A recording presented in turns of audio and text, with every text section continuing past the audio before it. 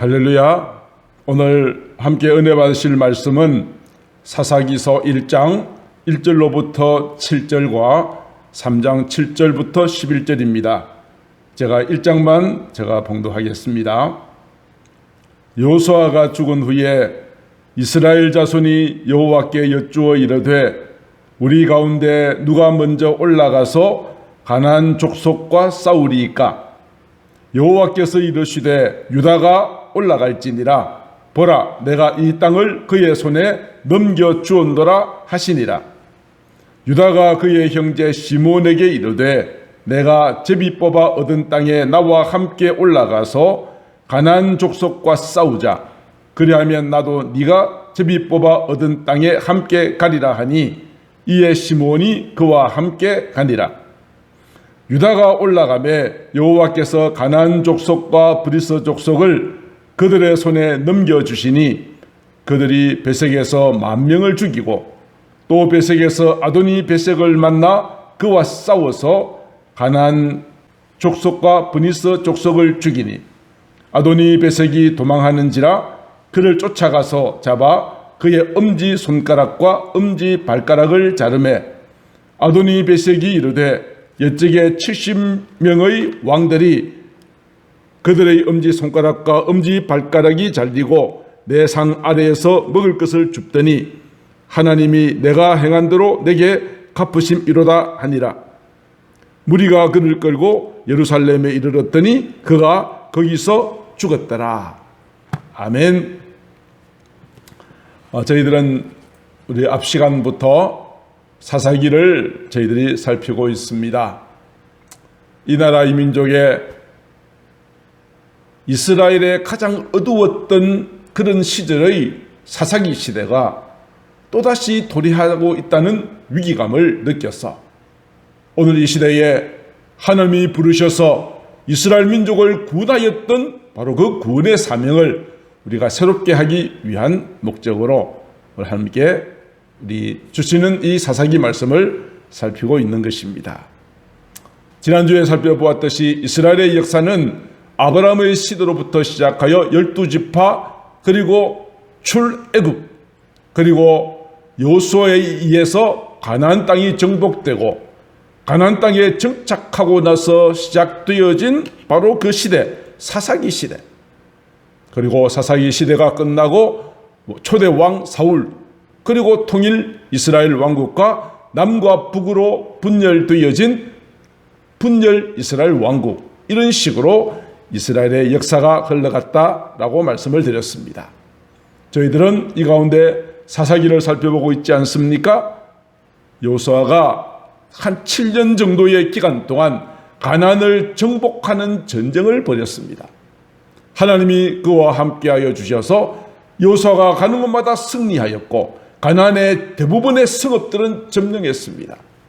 그러나 가나안 땅 가운데서도 높은 지역에 있거나 골짜기에 있거나 또 험난한 지역에 있는 일부 가나안의 남아있는 족속들이 있었습니다. 그러나 여호수아의 이제 나이가 많아져서 더 이상 정복전쟁은 중단하고 이스라엘 백성들 12지파에게 가나안 땅을 다 배분해 주기 시작합니다. 그러면 분배받은 가나안 족속은 자기 땅에 남아있는 가나안 족속을 몰아내는 일을 해야만 했던 것이죠. 그리고 나서 드디어 여호수아는 죽었습니다. 여호수아가 죽고 나자 남아있는 이스라엘 족속들은 여호수아의 그 마지막 말대로 각자 분배받은 땅에 있는 가나안 족속을 몰아내는 그러한 운동이 일어나기 시작했습니다. 그래서 이스라엘 자손들이 대제사장에게 가서 질문합니다. 우리가 누가 먼저 가나안 족속과 싸우겠습니까? 그때 대제사장은 성전에 들어가서 하나님의 음성을 듣고 이렇게 답변합니다. 유다가 먼저 올라가라. 유다가 먼저 올라가라. 내가 이 땅을 그의 손에 넘겨주었다라고 이야기하였습니다. 우리가 아시다시피 유다는 야곱의 4번째 아들입니다. 4번째 아들이었지만 항상 모든 일에 앞장선 지파는 유다와 그의 지파들이었습니다. 몇 가지를 살펴본다면 야곱이 사랑했던 11번째 아들 요셉. 다른 형제들은 이 요셉을 미워했습니다. 그래서 그를 죽이려고 했을 때 유다가 형제들에게 말합니다. 아니, 우리가 동생을 죽이고 그의 피를 덮어둔들 무엇이 유익할 것인가? 동생을 죽이면 안 된다. 아버지가 그토록 사랑하는 아들이 아닌가? 죽이지 말고 저 미디안의 상인들에게 팔아서 그의 생명은 보존하자라고 말했던 사람이 바로 유다였습니다. 오랜 세월이 지나고 난 다음 팔려갔던 요셉은 애굽의 총리가 되고 7년 6년 기간이 와서 곡식을 사기 위해서 형제들이 곡식을 사러 왔다가 베냐민을 데려오지 않으면 안 될 상황이 되어졌죠. 베냐민은 요셉의 같은 어머니 밑에서 태어난 친동생입니다. 아버지 야곱은 요셉을 잃고 난 다음에 베냐민을 끔찍히 사랑했는데 이 베냐민을 데려가지 않으면 곡식을 살 수 없으니 어쩔 수 없이 베냐민을 보냈습니다. 그런데 그 베냐민이 그만 애굽의 총리의 집에 붙잡혀서 종으로 지낼 수밖에 없는 상황이 이르게 되어지자 그때 앞장서 나간 사람은 역시 유다였습니다. 총리시여, 차라리 제가 주의 종이 아이를 대신하여 당신의 종이 되게 하시고 저 막내 동생 베냐민은 우리 아버지께 돌려보내주시기 바랍니다. 자기의 헌신과 희생과 눈물로 간구하여 이로 인하여서 요셉과 그의 형제들은 서로 화해가 되어지는 놀라운 일을 가져왔던 자가 유다였습니다. 아버지 야곱에게 생명과 같았던 요셉을 살리고 베냐민을 살리는 일에 앞장섰던 자가 유다였다는 것입니다.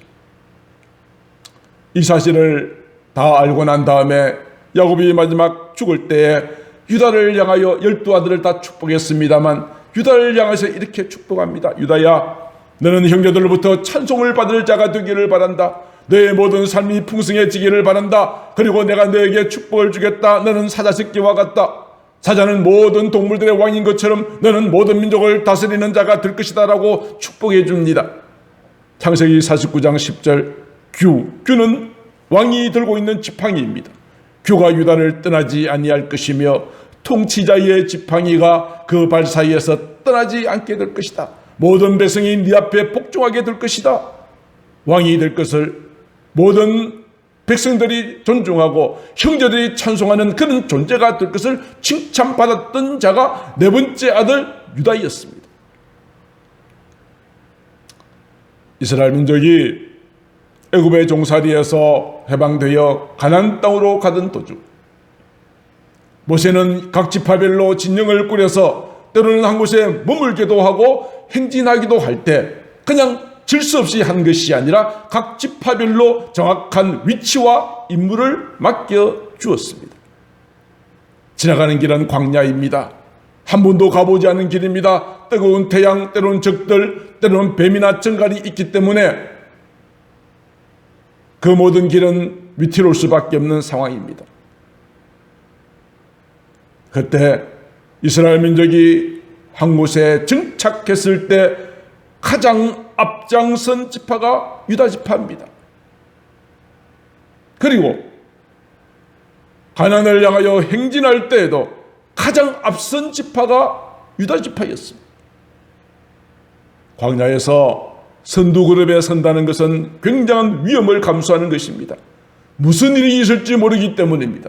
뒤따라오는 자들은 앞에서 무엇인가 문제가 생겼을 때 해결해 주면 되기 때문에 뒤에 사람은 편하지만 앞장서 나가는 사람은 엄청난 위험과 도전을 직면해야 하는 상황 가운데 있었지만 유다 지파는 그들이 장막을 치고 있을 때나 행진할 때나 항상 가장 앞에서 행했던 지파가 유다 지파였습니다. 모세는 이제 가나안 땅에 들어가기 전 각 지파를 축복하면서 유다 지파에게도 이런 축복을 내립니다. 하나님, 유다 지파를 축복하소서. 하나님, 유다의 음성을 들으시고 그의 백성들을 인도하여 주시고 그의 손으로 자기를 위하여 싸우게 하시고 주께서 도와주사 그가 그 대적을 치게 하여 주시옵소서. 아버지 야곱이 살아있을 때나 모세에 의해서 광야를 지나갈 때나 앞장섰던 지파가 유다 지파였습니다. 모세가 죽고 여호수아가 가나안을 정복하는 전쟁을 할 때에 그때도 가장 용맹스럽게 싸웠던 갈렙이라는 사람이 있습니다. 갈렙은 나이가 많았지만은 여호수아에게 요구합니다. 여호수아여, 저 헤브론 산지를 내게 주십시오. 산지라 그랬습니다. 나는 비록 나이가 많다고 했습니다. 나이가 많습니다. 나이가 많은 자가 산지를 요구합니다. 거기에는 아주 덩치가 큰 아낙 자손들이 살고 있습니다. 그들의 성읍은 크고 견고합니다. 이 네 가지 악조건을 가지고 있었지만 갈렙은 말합니다. 하나님이 나와 함께 계신다면 나는 능히 헤브론을 점령할 수 있습니다. 공격하여 차지하기 어려웠던 그 헤브론 땅을 직접 앞장서서 나가서 싸웠던 사람은 유다 지파에 속한 갈렙이었습니다. 오늘 본문에도 여호수아가 죽고 난 다음에 남아있는 가나안 족속을 쫓아내는 일을 누가 먼저 가야 될 것인가 하는 문제를 가지고 제사장을 찾아갔을 때 제사장을 통하여 전달되어진 하나님의 뜻은 유다가 먼저 올라가라 하는 것입니다. 유다가 먼저 올라가라. 지금까지 그리하였던 것처럼 유다가 모든 일들에 앞장서서 이 일을 감당하는 일을 하나님께서 마지막 가나안 족속을 몰아내는 이 일까지 맡겨주셨습니다. 유다가 그 말을 듣고 나아갑니다. 가서 가나안 족속과 브리스 족속을 베색이라는 곳에서 1만 명을 죽입니다. 그리고 가나안 족속과 브리스 족속을 또 베색을 만나서 죽입니다. 그리고 예루살렘을 쳐서 점령합니다. 그리고 헤브론에 사고 있는 가나안 족속도 쳐서 세 지도자 세세와 아히만과 달메를 죽였습니다. 그리고 그들은 유다 지파는 블레셋의 중요한 도시였던 가사와 아스글론과 에글론을 점령합니다. 사랑하는 성도 여러분, 오늘 우리가 야곱의 네 번째 아들이었음에도 불구하고 항상 모든 일에 앞장섰던 유다 지파를 살펴보았습니다. 하나님께서는 주께서 부르실 때에 주저하지 않고 말씀에 즉시 순종하며 항상 앞장서서 일하는 자를 하나님께서는 귀하게 여기십니다. 우리도 하나님께서 나에게 말씀을 주실 때 우리는 앞장서는 자가 되어야 합니다. 예배의 자리에 나올 때 시간 늦게 오지 말고 일찍 와서 기도하고 준비하고 말씀을 사모하는 자세가 되어져야 되고, 기도의 자리, 봉사의 자리, 또 전도하는 이 모든 자리에 주께서 부르실 때 우리는 달려 나오는 자가 되어져야 할 줄로 믿습니다. 앞장섰던 유다 지파를 쓰셨던 것처럼 그의 지파를 통하여 왕의 가문이 세워지고 그 자손을 통하여 예수 그리스도가 탄생되어지는 귀한 축복의 주인공이 되어졌던 것처럼 오늘 또 저와 여러분들이 내게 맡기신 귀한 사명을 충성스럽게 앞장서서 감당하게 될 때에 하나님께서는 저와 여러분들을 통하여 놀랍고 위대한 일을 맡기실 줄로 믿습니다. 저와 여러분들이, 그리고 우리 서소망교회가 정말 이러한 귀한 앞장선 유다 지파와 같은 하나님 앞에 귀하게 쓰임받는 주의 종들, 주의 몸된 교회 되어지실 수 있기를 주님의 이름으로 축복합니다. 유다 지파가 이제 앞장서서 아주 놀라운 성과를 거두었습니다.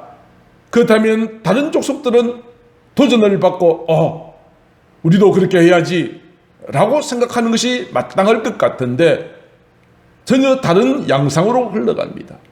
다른 지파 사람들은 도무지 가나안 족속을 쫓아내려고 하는 일에 소극적입니다. 유다가 했던 것과 같은 그런 도전을 하지 않으려고 합니다. 한편 이해가 되기는 합니다. 그동안 가나안 정복 전쟁을 하느라 오랜 전쟁 기간 동안 지쳤을 것입니다. 그리고 가나안 원주민들도 강력한 철제 무기를 가지고 있었고 그들도 끝까지 거칠게 저항하게 될 때 쉽지는 않았을 것입니다. 그러나 무엇보다도 이러한 사명을 받았던 세대는 어떤 세대였습니까? 하나님을 알지 못하는 세대입니다. 하나님께서 모세를 통하여 여호수아를 통하여서 가나안 족속을 몰아내라고 하는 귀한 말씀을 주셨지만 하나님을 알지 못하기에 하나님의 명령을 순종해야 되겠다는 마음의 뜨거움도 없었고 하나님을 믿지 못하였기에 가나안 족속이 철제무기 가졌다고 겁내고 몰아내기 힘든다고 겁내고 쫓아내지 못하였을 뿐 아니라 나중에 그들은 무슨 일을 당하였습니까? 그들은 차라리 가나안 족속을 쫓아내는 대신에 그들을 우리의 종으로 쓰면 좋지 않겠느냐 싶어서 힘이 있어도 쫓아내지 않았어요. 사사기는 하나님의 명령을 어긴 각 지파들을 말하고 있습니다. 베냐민 지파, 므낫세 지파, 에브라임 지파, 아셀 지파, 그리고 납달리 지파 모두 가나안 족속들을 쫓아내지 못하였다. 때로는 쫓아내지 않았다라고 이야기합니다. 이것이 후일 이스라엘 백성들에게 가시가 되고 올무가 되게 될 것이라는 사실을 저들은 알지 못했습니다. 하나님을 알지 못하는 세대였기에 왜 하나님께서 가나안 족속을 그렇게 철저하게 진멸하고 우상들을 제거하시는지 그들은 몰랐기 때문에 하나님의 명령을 저들은 온전히 순종하지 않았던 것입니다. 하나님께서 일부 잔존 가나안 세력들을 남겨두신 이유가 있지 않았습니까? 전쟁을 알지 못하는 이스라엘들이 과연 하나님의 말씀에 순종하는지 그렇지 않는지를 한번 테스트해보고 싶었습니다. 그뿐 아니라 전쟁을 알지 못하는 세대들에게 우리가 어떻게 하면 이길 수 있는지 승리의 비결을 알려주고 싶었습니다. 그래서 전쟁의 승리는 군사의 수나 병기나 전략에 있는 것이 아니라 하나님의 도우심이 절대적으로 필요하다는 사실을 그들로 하여금 알게 하신 것입니다. 그래서 오직 하나님의 말씀에 대한 순종과 믿음으로 살아갈 것을 교훈하기 위해서 그랬습니다. 하나님께서 시험하시고 알고자 하신 모든 것들에 대하여서 이스라엘 족속들은 실패했습니다. 불합격했습니다. 쫓아내지 못하고 결국 저들은 가나안 족속들과 함께 살았습니다. 함께 거주하면서 도대체 무슨 일이 있었습니까? 그들과 서로 혼인을 하고 사돈관계를 맺고 나아가서는 그들이 섬기는 신을 섬겼다고 기록하고 있습니다.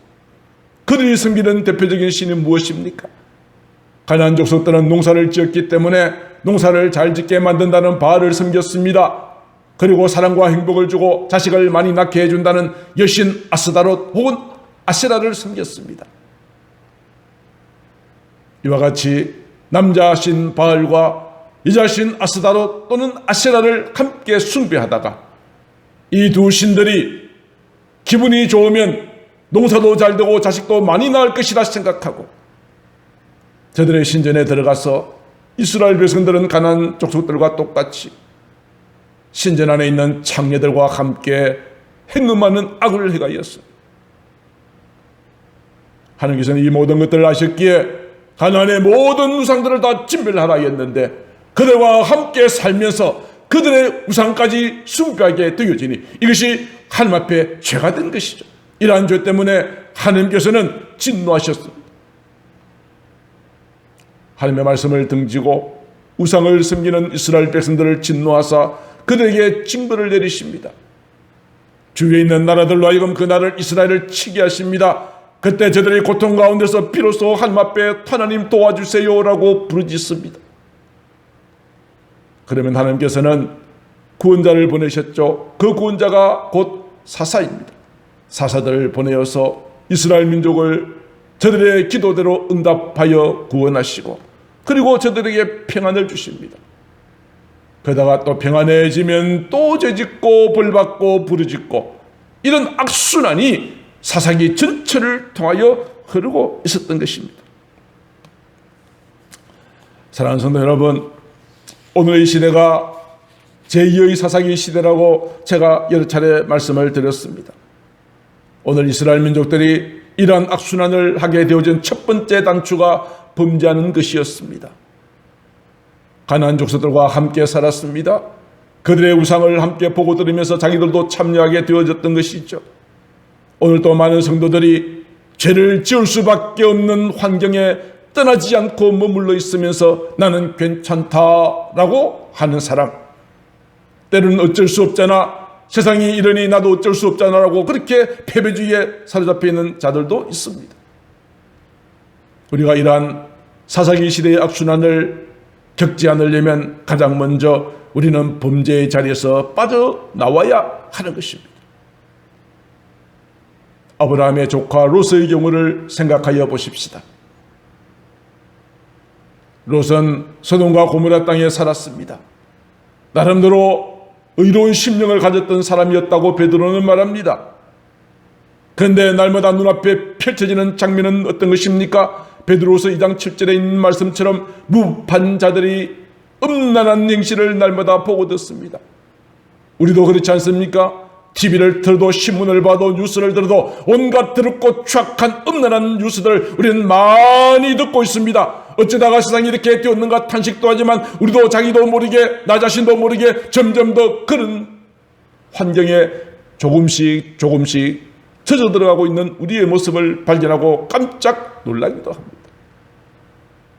롯도 그 음란한 행위에 동참하지는 않았지만 그의 마음은 고통이 있습니다. 8절은 말합니다.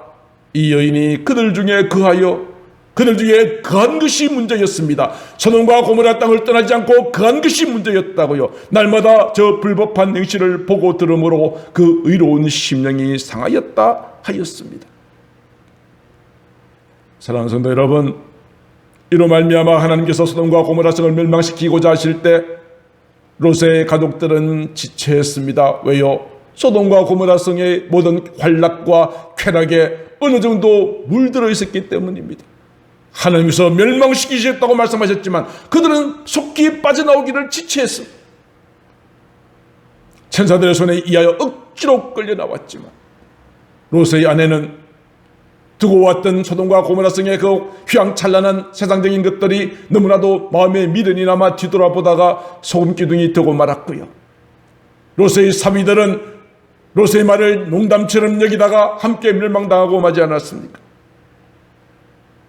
이제 우리는 죄 짓는 자리에 머물러 있어서는 안 되는 것입니다. 속히 그 자리를 빠져나오셔야 합니다. 그래야 하는 것입니다. 시간이 없습니다. 하나님의 진노가, 하나님의 심판이 임박하였습니다. 서둘러 빠져나오십시오. 그 자리에 머물러 있으면 함께 멸망당하고 만다는 것이 오늘 말씀을 통하여 우리에게 강력하게 주시는 경고의 말씀 아닙니까? 시편 1편 1절은 이렇게 말하죠. 누가 복 있는 사람입니까? 진정으로 내가 복을 누리기 위해서는 가장 먼저 해야 될 것은 무엇입니까? 악인들의 꾀를 따르지 않는 것입니다. 죄인들의 길에 서지 않는 것입니다. 오만한 자들의 자리에 앉지 않는 것입니다. 마땅히 내가 따라야 할 것, 내가 마땅히 서 있어야 될 것, 설 곳, 마땅히 내가 앉아 있어야 될 곳을 분별하는 것입니다. 그것이 악인들의 꾀라면 그곳을 빠져나와야죠. 그 길을 따르지 않아야죠. 죄인들의 길이라고 하면 그곳에 서지 않아야 하고 오만한 자의 자리라고 한다면 그곳에서 일어나야죠. 그곳에 머물러 있는 순간 진정 복 있는 사람의 조건을 우리는 빼앗기게 될 것입니다. 복 있는 사람은 가장 먼저 내가 있어야 될 곳을 분별하는 것입니다.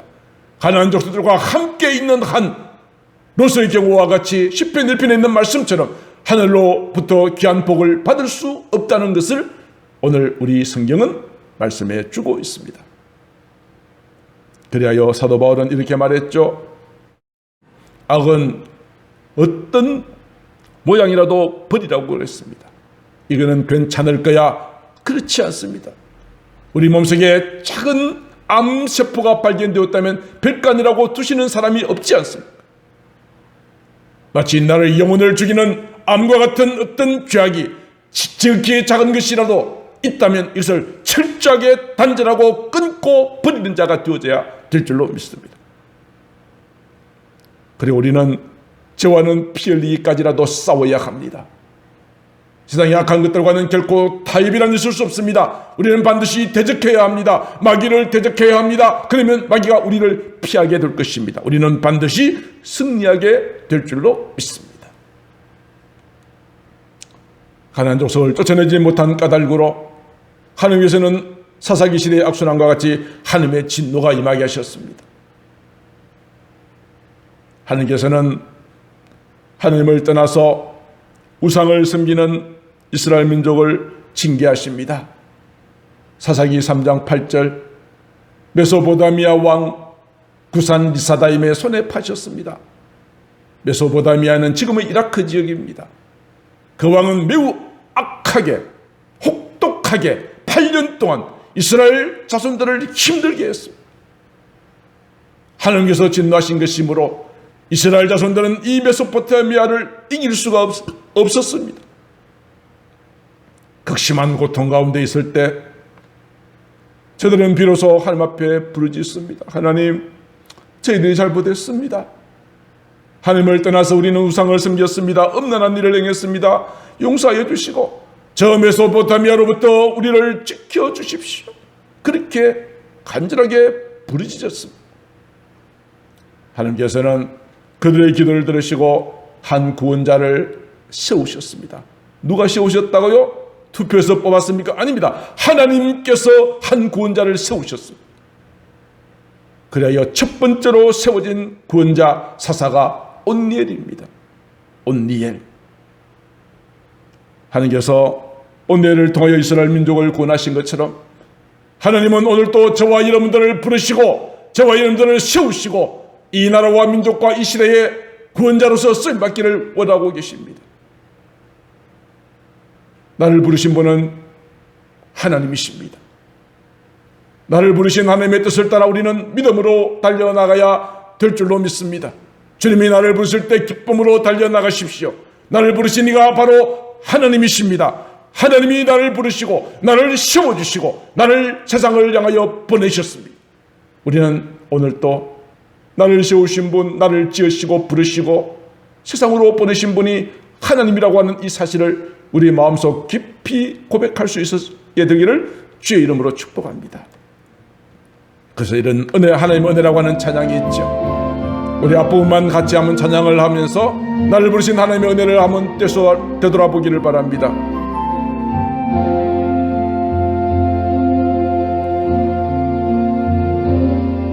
나를 지으신 이가 하나님, 나를 부르신 이가 하나님, 나를 보내신 이도 하나님, 나의 나 된 것은 다 하나님 은혜라. 나를 지으신 분도 하나님, 나를 부르신 분도 하나님, 나를 보내신 분도 하나님. 그러므로 우리를 지으시고 부르시고 보내신 하나님의 뜻을 따라 믿음으로 순종하는 자가 되어지기를 우리 주 예수님의 이름으로 축복합니다. 하나님께서 온니엘을 부르셨습니다. 그러나 이미 온니엘은 그의 신앙과 용맹함이 이미 백성들에게 알려진 사람입니다. 하나님께서는 어떤 사람을 쓰십니까? 준비된 자를 쓰십니다. 주께서 부르실 때에 언제든 순종할 수 있는 마음이 준비가 된 자입니다. 겸손하게 주님의 뜻을 따라 순종하는 자를 하나님께서는 쓰십니다.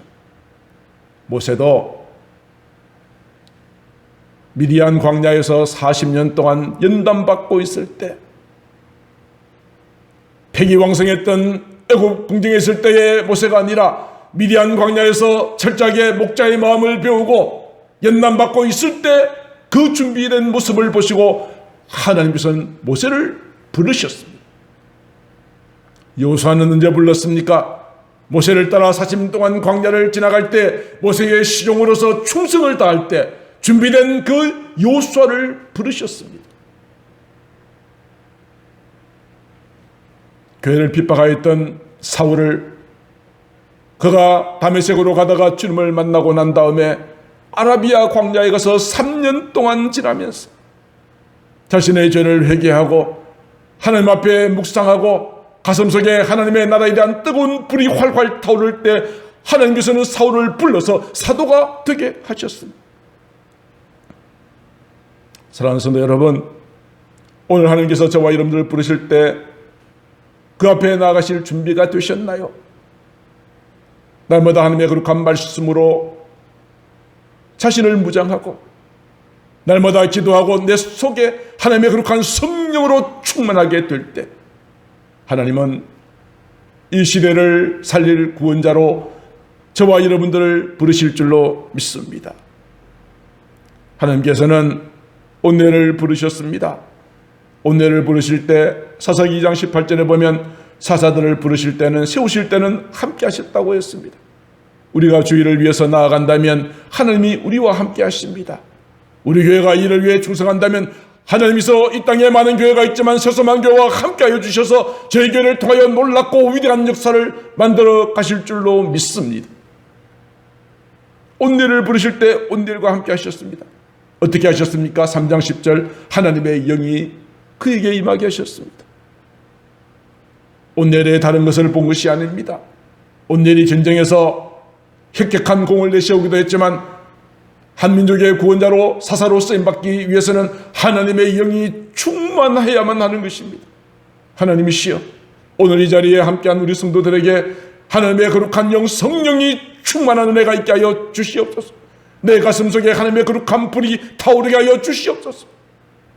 하나님의 영이 충만할 때 온니엘은 8년 동안이나 자신들을 괴롭혔던 메소포타미아 구산 리소다임 왕과 나가서 싸울 수 있는 용기와 능력을 주셨습니다.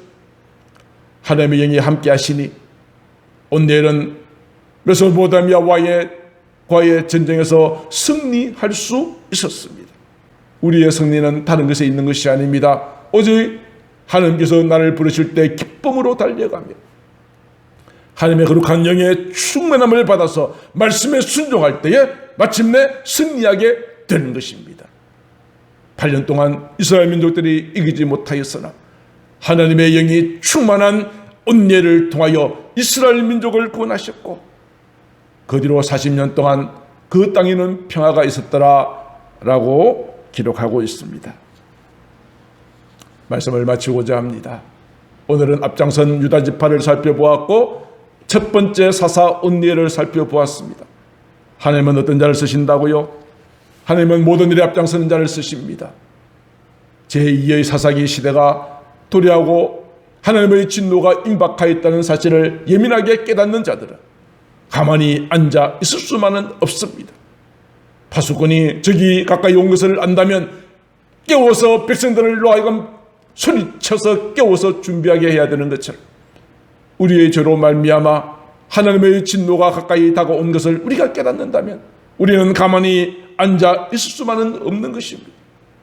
우리나라를 지금 뒤덮고 있는 여러 가지 어려운 재확산, 또 정치적인, 사회적인, 국제적인, 또 북한의 전쟁의 위험과 같은 이 모든 상황들은 우리가 하나님 앞에 회개하지 않으므로 우리에게 내리시는 하나님의 진도이라고 생각하고 하나님의 심판이 가까이 왔음을 우리는 외쳐야 하는 것입니다.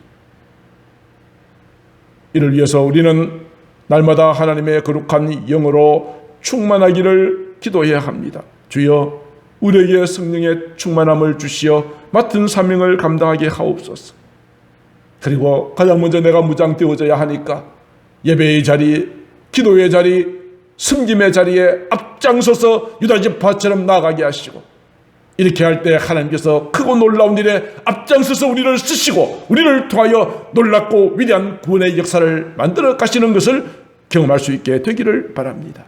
그리고 우리는 죄 짓는 자리에서 속히 빠져나와야 합니다. 가나안 족속과 함께 거주하면 소돔과 고모라 땅에 계속 남아있는다면 우리는 망할 수밖에 없다는 것이 성경의 가르침입니다. 철로 역정의 크리스찬, 그는 말씀을 통해서 자신의 죄를 깨닫고 나서는 멸망받을 도시에서 빠져나오지 않았습니까? 우리는 속히 이 모든 죄악의 자리에서 빠져나와야 합니다. 롯의 사위들처럼 이 말씀을 농담으로 여기지 마십시오. 설마 아닙니다. 이 말씀은 하나님의 분명한 진리의 말씀이므로 우리는 이 말씀을 즉시 듣고 순종하여 죄악된 자리에서 빠져나와 하나님의 거룩한 심판을 전하는 그러한 사명을 감당해야 하는 것입니다. 이 나라의 민족의 미래는 바로 저와 여러분들의 손에 달렸습니다. 우리가 이 시대의 사사가 되어서 잠자는 영혼들을 깨우고 병든 영혼들을 치료하고 죽은 영혼 살리고 교회가 하나 되어 아버지 하나님 앞에 회개하고 주께 나아가게 될 때에 하나님께서는 이 땅에 귀한 축복을 다지시고 구원자의 사명을 감당하는 자에게 주시는 의의 면류관을 허락하여 주실 줄로 믿습니다. 오늘 이 말씀을 듣는 저와 여러분들 가슴 속에 하나님 이 땅에 임한 사사기의 악순환 속에 그 고리를 끊어버리고 우리가 사사가 되어서 구원자가 되어서 이 땅에 임한 하나님의 진노를 떠나게 만드는 거룩한 사명을 감당케 하옵소서. 그렇게 기도하시는 저와 여러분들 되실 수 있기를 주님의 이름으로 축복합니다. 기도하겠습니다. 사랑하는 하나님 아버지, 유다는 야곱의 네 번째 아들이었음에도 항상 모든 일에 앞장섰습니다. 때로는 어려움도 위험도 있었지만은 그가 있어야 될 자리를 지켰으며 이를 인하여서 마지막 유다 지파는 이스라엘의 왕의 가문을 세워나갔습니다. 유다 지파 가운데 예수께서 탄생되는 축복의 가문이 되었나이다. 하나님 아버지, 모든 일에 앞장섰던 유다 지파와 같이 우리 모든 성도들이 이제 하나님의 말씀을 듣고 지키는 일에 앞장서는 저희들 되게 하시고 지체하지 않게 하시고 뒤돌아보지 않게 하시고 변명하지 않게 하옵소서. 그리고 첫 사사 온니엘과 같이 하나님의 거룩한 영으로 충만하여 아버지 하나님이여 이 땅을 구원해내는 귀한 사명을 감당하는 저희들이 되어줄 수 있도록 인도하여 주시옵소서. 오늘 또 이 말씀을 듣고 마음속으로 결단한 우리 모든 성도들 가슴 속에 거룩한 불을 주시고 날마다 하나님의 성령의 인도함을 받는 저희들이 되어줄 수 있도록 역사하여 주옵소서. 사랑이 많으신 우리 구주 예수님 이름으로 기도드리옵나이다. 아멘.